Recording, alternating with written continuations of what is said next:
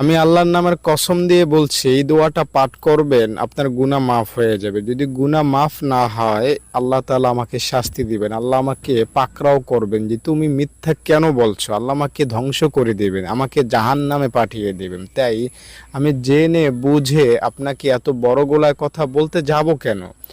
আমি নিশ্চিত করে বলছি, দায়িত্বের সাথে বলছি, ভরসা দিয়ে বলছি, একটু সময় দিয়ে এই দোয়াটা শিখেন এবং পাঠ করেন। গুনাহ মাফের আশায় আপনি মাফ পেয়ে যাবেন, একটা সিঙ্গেল গুনাহ থাকবে না।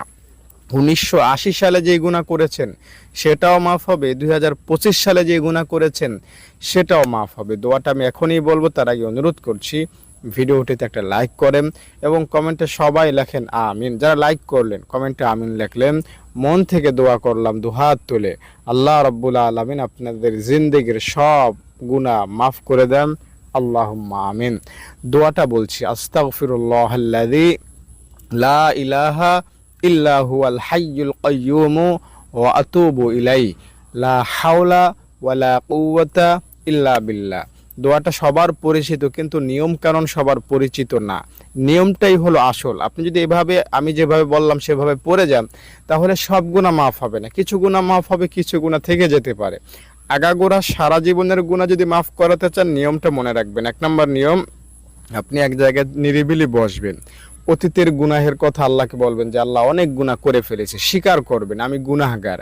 2 নম্বরে আল্লাহকে বলবেন, আল্লাহ আমি মাপ চাই, আমাকে তুমি ক্ষমা করে দাও। শয়তানের ধোকায় পড়ে এই গুনাহগুলো করেছি, নামাজ পড়ি নাই, রোজা রাখি নাই, জেনা করেছি, বিড়ি খাইছি, বেপরদায় চলেছি, মাফ করে দাও। 3 নম্বর বলবেন, আল্লাহ আমি আর কখনো এই গুনাহ করব না, আগামী দিন থেকে আমি ভালো হয়ে যাব, নামাজ পড়ব, পর্দা করব, বিড়ি খাবো না, সুদ খাবো না। এভাবে আল্লাহকে ওয়াদা দিবেন। এই 3টা সূত্র মেনে যদি এই দোয়াটা পড়তে পারেন, এই দোয়াটা পড়ার আগে বা পরে এই 3টা কথা যদি আল্লাহকে বলতে পারেন, দায়িত্বের সাথে বলছি, আপনি সেদিনের মতো হবেন যেদিন আপনি জন্ম নিয়েছিলেন, বা আজকে 2025 সালে যদি কোনো শিশু জন্ম নেয় তার মতো হয়ে যাবেন। তবে পরের হক যদি আপনি মেরে খান, পরের টাকা পয়সা যদি আপনি মেরে খান, তাহলে সেটা কিন্তু তার কাছে মাপ চাওয়া ছাড়া কোনোভাবে মাপ পাবেন না। নামাজ, রোজা, হজ, যাকাত বা পর্দা, নাটক, সিনেমা দেখা, এ জাতীয় যে গুণাগুলো আছে সেগুলো এই আমল করার মাধ্যমে নিশ্চিতভাবে একদম মূল থেকে মাপ পেয়ে যাবেন ইনশাআল্লাহ। যদি ভিডিওটি ভালো লেগে থাকে লাইক কমেন্ট করবেন, আর আমার মাদ্রাসায় যদি দান করতে চান, এখানে এতিম মেয়েরা থাকে, খায়, পরে আমাকে ফোন করবেন 0